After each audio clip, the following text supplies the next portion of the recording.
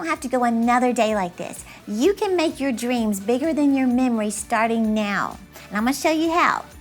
In fact, I heard someone say, letting go of a little of your past will give you a little peace, but letting go of a lot will give you a lot of peace. Well, I want to show you 3 ways to erase your bad memories. Are you ready?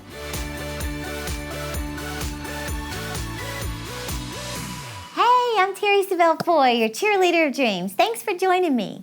I wanted to ask you if you saw the survey I posted recently on Instagram. I was just curious to see if I was the only person who went through these things or if others have felt the same way too. So here are some of the questions I asked if you didn't see it. I was asking, do you wish that your bad memories would just go away? 86% said yes. Then I asked, are you ready to finally get over your past mistakes and start moving towards your dreams? 97% said yes. I was shocked. Then I asked, are you frustrated with how your life is going because you're stuck in the past? 67% said yes. One last question. I said, are you tired of waking up every morning wishing you could change something that's happened to you? 80% said yes.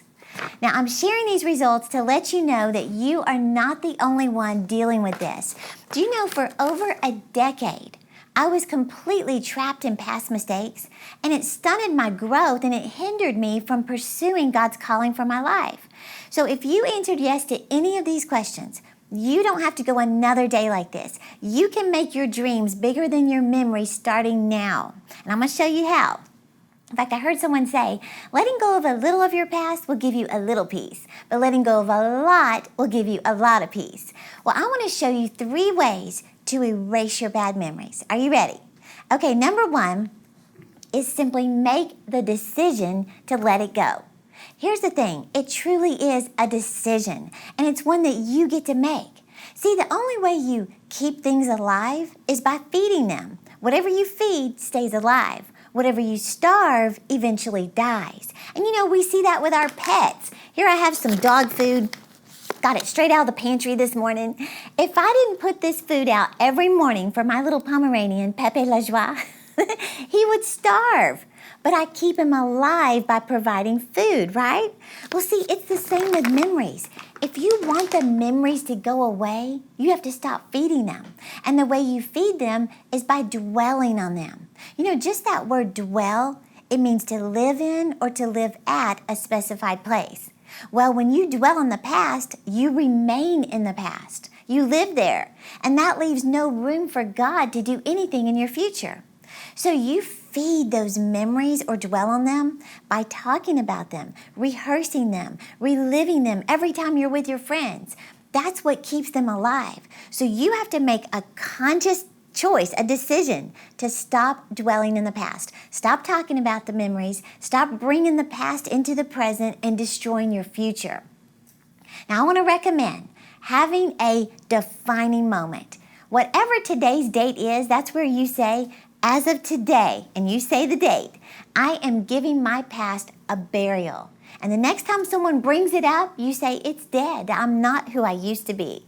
So you and only you have to make the commitment to let it go. It's your choice today. So stop going over the scene in your mind. Stop remembering the details of the story in your head. Stop today. Number 2, sincerely forgive.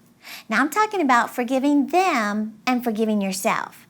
So unforgiveness, it's like a weight that will hold you back. In fact, just to illustrate this, I heard this story about this little girl in school who said that her teacher had every one of the students bring a clear plastic bag and a sack of potatoes. And she said for every person that we would refuse to forgive in our lives, we were told to choose a potato, write their name on it and the date, and put it in the plastic bag. And she said some of the bags were getting so heavy because they're filled with potatoes for all these hurts.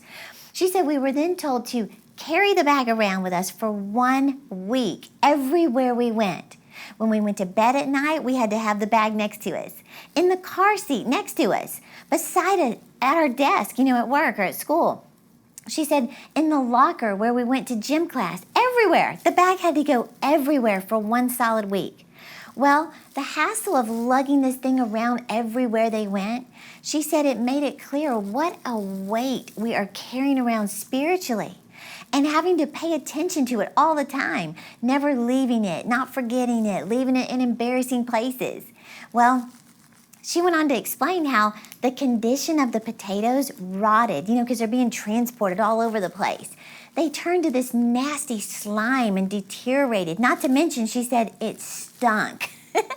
Well, she said this was such a great metaphor for the price we pay when we keep our pain and our heaviness in our hearts. Too often, we think forgiveness is a gift to the other person, but clearly, it's for you.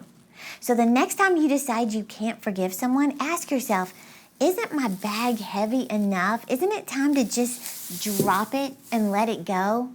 In fact, I read where a definition of the word forgive actually means drop it.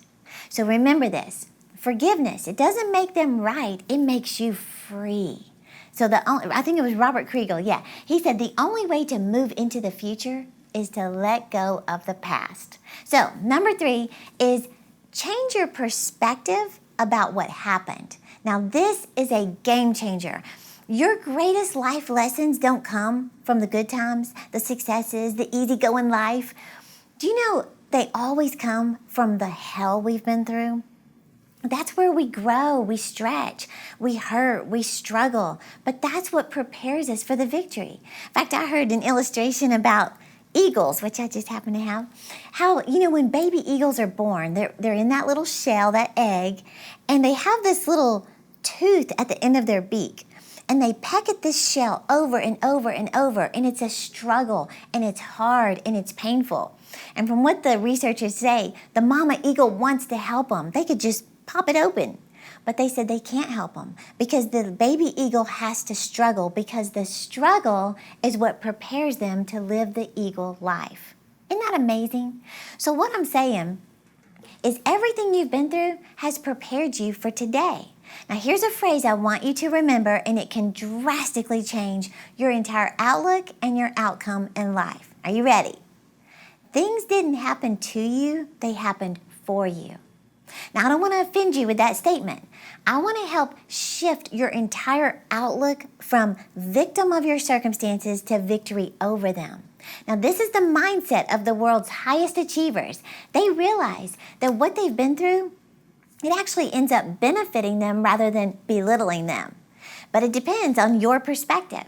See, what you've been through, abuse, abandonment, adultery, betrayal, rejection, whatever it is, all of those things, they weren't sent by God. Satan is the one we know who comes to kill, steal, and destroy our lives. But God has a way of taking all those bad things and turning them around for your good. In fact, Romans 8:28 says, God works all things together for our good. Joyce Meyer even said, she used to say she wished she hadn't gone through all that sexual abuse from her father. She wishes she'd had a normal childhood. But she said, I've stopped saying that, because I know that what I went through as a child, it prepared me for who I am today and who I'm reaching.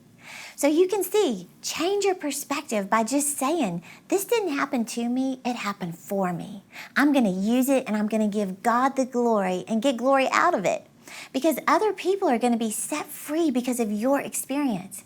Remember this phrase, the broken become masters at mending.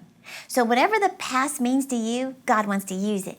He wants to use it to set others free. Use it to help others break addictions, get out of wrong relationships, say no to temptation when it comes, forgive those who've hurt you.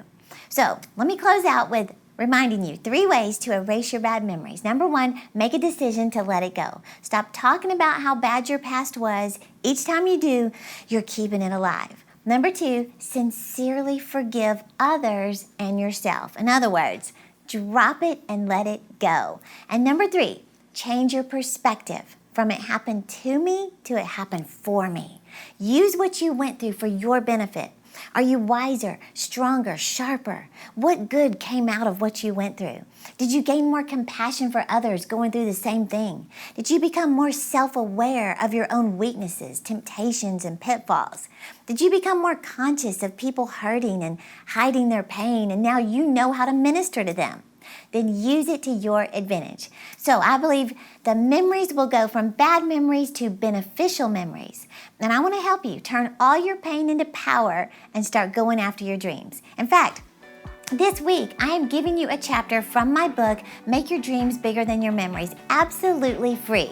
Now, this chapter is all based around when I let go of my past and realized my calling is calling.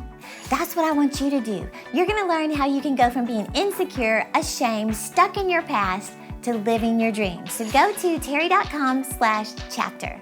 And thank you for watching me today. And remember, I'm cheering you on to live your dreams.